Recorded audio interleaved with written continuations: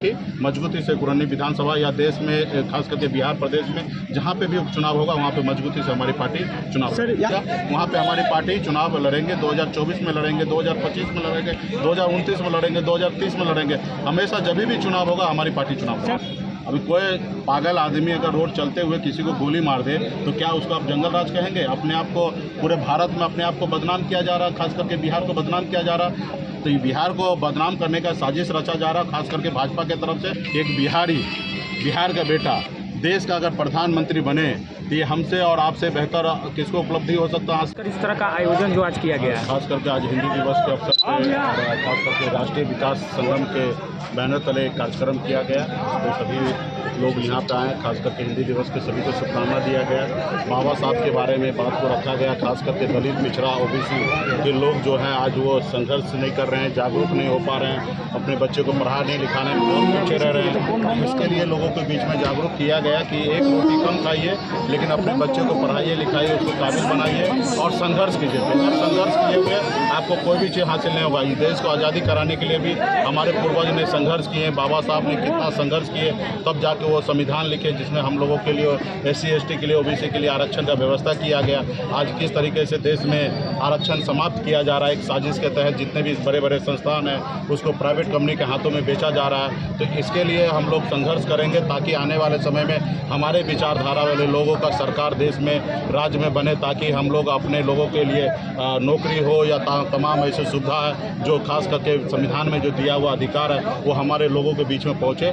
इसके लिए ही जागरूक करने का अभियान है और लोगों के बीच में सभी ने अपने अपनी बातों को रखा और इसके लिए हिंदी दिवस पे सभी को शुभकामना दिया जाए। सर, आज़ादी के 75 वर्ष हो गए हैं लेकिन जो पिछड़ों की राजनीति और भागीदारी जो जितनी सुनिश्चित होनी चाहिए वो आज तक नहीं की गई है। निश्चित तौर पे देश को आज़ादी के 75 साल बीत गए। आज माननीय प्रधानमंत्री जी ने आज़ादी के 75 साल पे जश्न उन्होंने देश में मनाए हैं, लेकिन आज भी सच मायने में जाइए तो पूरे देश में आज गरीब, पिछड़ा, अति पिछड़ा, OBC के लोग आज भी आदि मानव की ज़िंदगी जी रहे हैं। आज भी वो पूरा मानव नहीं है। तो इस पर सरकार को सोचना चाहिए। आज भी हमारे लोगों के लिए रहने के लिए घर नहीं है, उनके अच्छे जगह उसके बच्चे पढ़ लिखे रहे उसके लिए व्यवस्था नहीं है, वो उसके लिए अच्छा खाने पीने का व्यवस्था नहीं है। तो इसका माने में कह सकते हैं कि आज हमारे लोग जो है आदि मानव के जैसे ज़िंदगी आज भी जी रहे हैं। तो इसके ऊपर हम लोगों को संघर्ष करना है। सरकार को भी ऐसे वर्ग के लोगों के बारे में सोचना है। आज देश में जो हमें अधिकार मिला वो नहीं मिल पा रहा, तो इसके लिए हम लोग संघर्ष करेंगे। सर, अभी आपने जो कहा कि नीतीश कुमार और लालू प्रसाद से हमें मतभेद हो सकती है पर हम अलग नहीं हो सकते, तो क्या आने वाले समय में आप साथ में काम करेंगे क्या? निश्चित तौर पे हमने कहा ना कि लालू प्रसाद, आदरणीय लालू प्रसाद यादव जी हो या स्वर्गीय श्री रामविलास पासवान जी हो या हमारे श्री नीतीश कुमार जी हो, ये लोग हमेशा गरीब, पिछड़ा, दलित के लिए कुछ ना कुछ किए हैं। ये बात अलग है, चर्चा का विषय हो सकता है कि बहुत कुछ नहीं किए हैं, इस पर डिस्कशन हो सकता है, लेकिन जितना भी किए वो बहुत किए हैं वो अपने अनुकूल। इसको और आगे बढ़ाया जा सकता है, इसी रास्ते पे चलकर हम लोग इससे बेहतर काम कर सकते हैं, लेकिन इनको कुर्बानी को भूला नहीं जा सकता। इन्होंने भी बहुत कुछ हमारे राज्य के लिए उन्होंने किया है। तो इसके लिए निश्चित तौर पे जब भी ऐसा मौका मिला है तो हम लोग हमेशा गरीब, पिछड़ा, दलित जहाँ पे बैठते हैं उनके साथ बैठ के खाना खाते हैं। हम उनके साथ खाना पीना नहीं खाते। जो लोग हमारे हाथ से छुआ हुआ पानी नहीं पी सकता, ऐसे लोगों से हमेशा हमारा दूरी रहेगा और जब तक हम जिंदा रहेंगे तब तक ऐसी दूरी रहेगा। जरूरी गले मिल सकते हैं लेकिन दिल नहीं कभी मिलाएंगे। ऐसे चुनाव होने की संभावना है, इसमें क्या कहना चाहते हैं? क्या आपकी पार्टी चुनाव लड़ेगी अगर उपचुनाव होगा तो? जब भी चुनाव निश्चित तौर पे हमारी पार्टी है तो चुनाव लड़ने के लिए पार्टी है। जब भी ऐसा समय आएगा तो निश्चित तौर पे हमारी पार्टी मजबूती से कुरनी विधानसभा या देश में खास करके बिहार प्रदेश में जहाँ पे भी उपचुनाव होगा वहाँ पे मजबूती से हमारी पार्टी चुनाव। सर, क्या उम्मीदवार में निश्चित तौर पे देखिए समय आने दीजिए, अभी पहले चुनाव आयोग की तरफ से क्लियर होने दीजिए, उसके बाद जहाँ पे भी चुनाव का समय आएगा वहाँ पे हमारी पार्टी चुनाव लड़ेंगे। 2024 में लड़ेंगे, 2025 में लड़ेंगे, 2029 में लड़ेंगे, 2030 में लड़ेंगे। हमेशा जब भी चुनाव होगा हमारी पार्टी चुनाव। बिहार में जंगल राज की बात हो रही है। बेगूसराय में 11 लोगों की गोली मार दी गई है।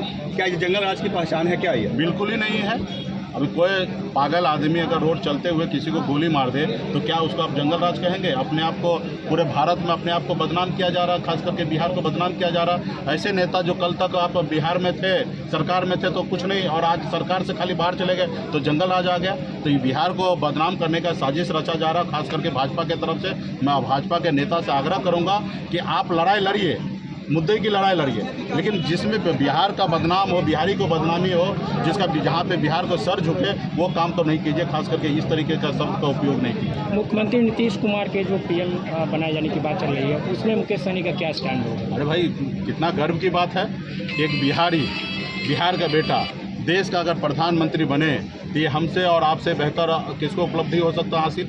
आज बताइए, जो काम के लिए माननीय मुख्यमंत्री जी आवाज़ उठाते हैं कि बिहार को विशेष राज्य का दर्जा मिले, यूनिवर्सिटी को राष्ट्रीय यूनिवर्सिटी का दर्जा मिले, तो ये सारे चीज़ें अगर माननीय मुख्यमंत्री जी अगर प्रधानमंत्री बनेंगे तो मुझे लगता है कि उनको बोलने की आवश्यकता पड़ेगा, वो खुद करेंगे।